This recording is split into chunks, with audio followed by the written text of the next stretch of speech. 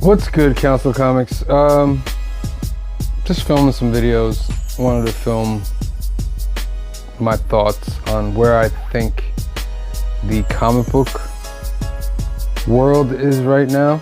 Hey everybody, my name's Kamaria, and you're watching The Council of Comics. One, comic books are way too expensive nowadays. Way too expensive. I grew up in the time where comics were like 75 cents, $1, $1.25, $1.50. So you had 20 bucks, you could get a lot of books. Now you have 20 bucks, you could get like maybe 4 books. 20 bucks back then, I could get like maybe 15 books. So it's a big difference.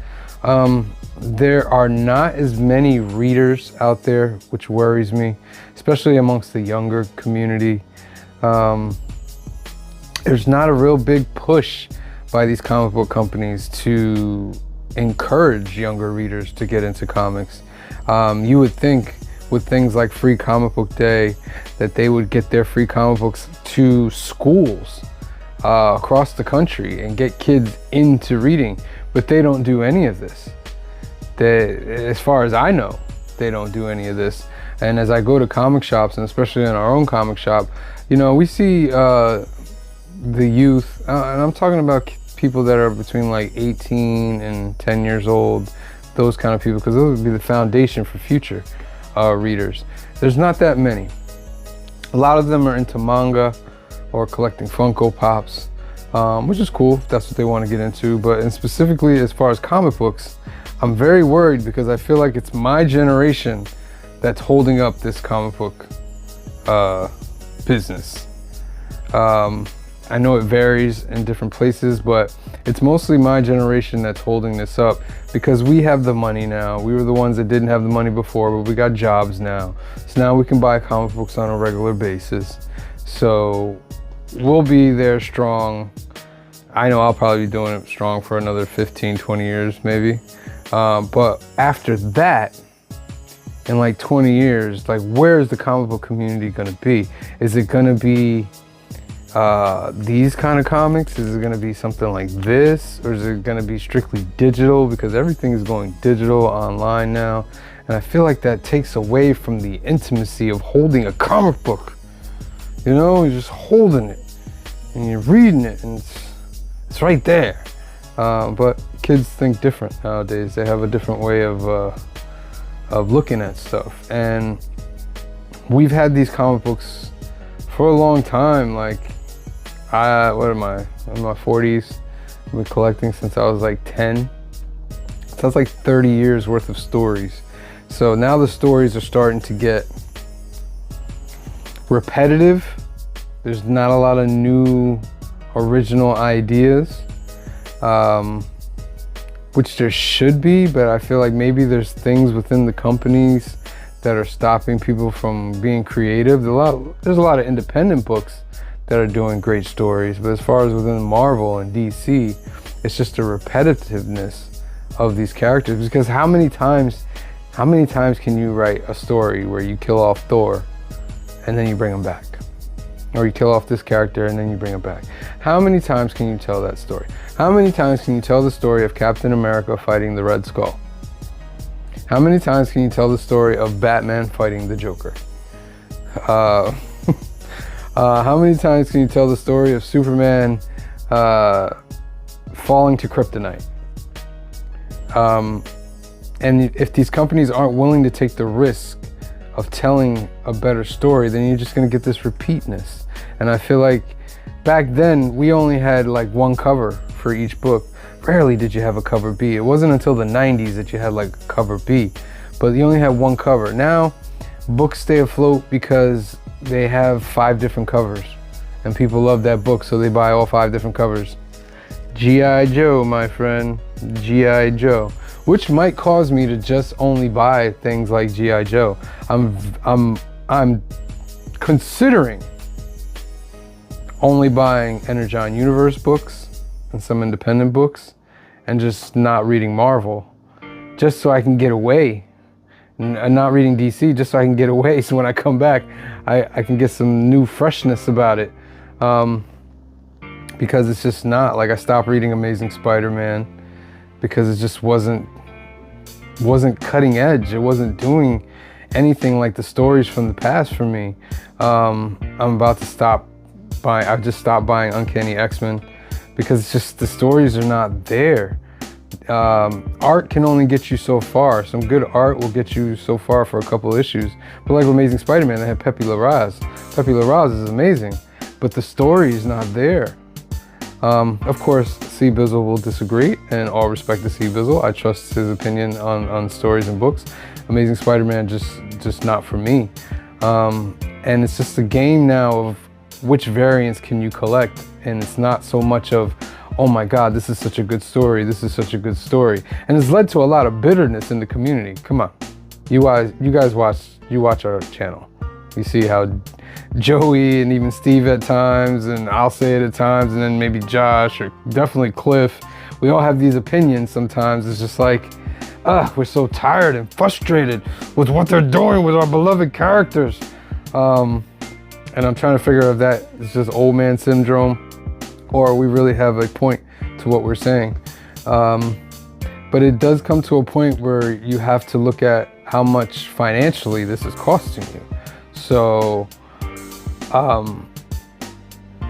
when I got back into comics about 3-4 years ago, I was spending money because I was getting money. I was spending like over $100 a week on comics, catching back up. But now I'm settled back into that $40, $50, $60 range.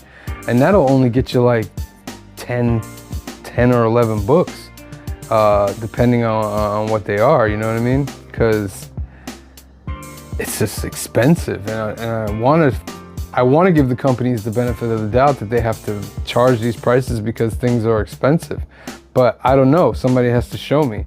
And then the companies, they don't even want to tell us anymore how many books they sold. They only tell you the amount of books they sold when it's super popular. Back in the days, we could go online and there would be numbers and charts of, okay, Batman sold this much. This one sold this much. You could see a top 50 chart of what they sold. And especially in the 90s when like Jim Lee and them started the X-Men and all that, X-Men sold 8 million copies. X-Force sold over 3 million copies. Spider-Man sold over 1 million copies. And they were big on numbers then. But now in this modern day where they're not selling, they don't even give you the numbers anymore. So you can't really go check, okay, is this book selling a lot of copies? No, that means it's a rare print run. Maybe I should go get that. You can't even figure that out anymore.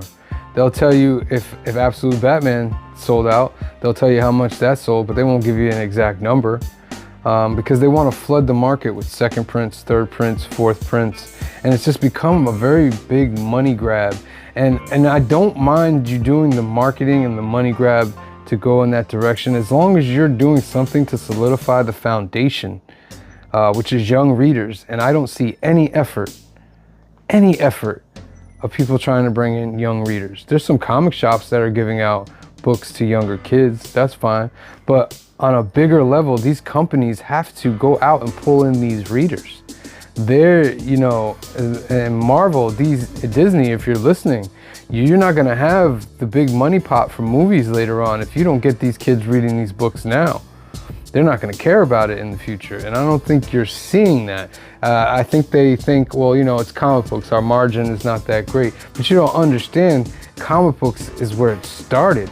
It's how it got to the place where it is right now. And if you don't even have that foundation later, good luck on your movies making money. Good luck. I think that's what's happening right now. It's been 20 years since the MCU started, and now it's starting to dwindle down a little bit. We'll get a little jump with Doomsday and Secret Wars, but the youth are just, they're not clamoring for it like we were back then.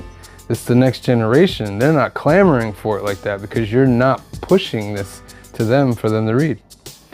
But that's somewhat of my opinion on current comic book industry, one part of it anyway, the foundational part, that I don't feel companies are putting in their effort to solidify this space for the future.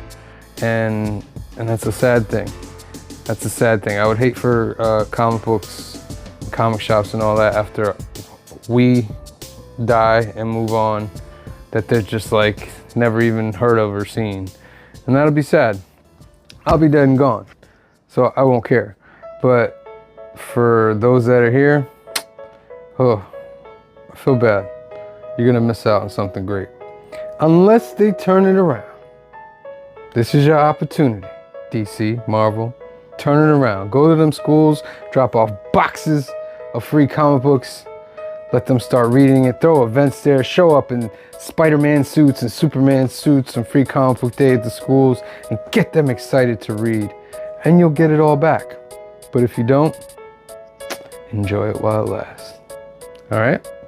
That's my opinion. Make sure you're tuning into our lives. Sunday, 5 p.m., 2 p.m. Pacific. Sundays, 5 p.m., 2 p.m. Pacific for film and box office news. Mondays, 8 p.m., 5 p.m. Pacific for new keys and hot comics of the week.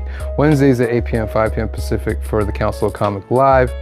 And every other Thursday, 7 p.m., 4 p.m. Pacific for Fill in the Blanks with C. Bizzle, Green Shirt Guy, and Phil. And there's tons of other videos on the channel as well. Also check out our shorts as well. We're doing a lot. Doing a lot. I'm doing a lot. I'm doing a lot. I'm doing a lot. But we're a team. We're all doing a lot. So make sure you are subscribed. Make sure you watch the live so you get a chance to win a duck for the membership giveaway. Greatest monthly giveaway in comic books. The subscriber giveaway gets up to about 40, 50 books, maybe a slab, maybe a toy. Membership giveaway gets up to like 20 or 30 books, maybe a toy in there as well. You can do the membership by going to the YouTube channel and selecting which level you'd like to be. Subscriber giveaway, you just have to subscribe, and then you have to go watch the lives and get a chance to win a duck. All right? And it only takes one duck to win. You can win 30 million ducks, but it only takes one to win. All right? So thank you guys for watching. We love you. God bless you. And we'll see you next time. Peace. Where are the heroes?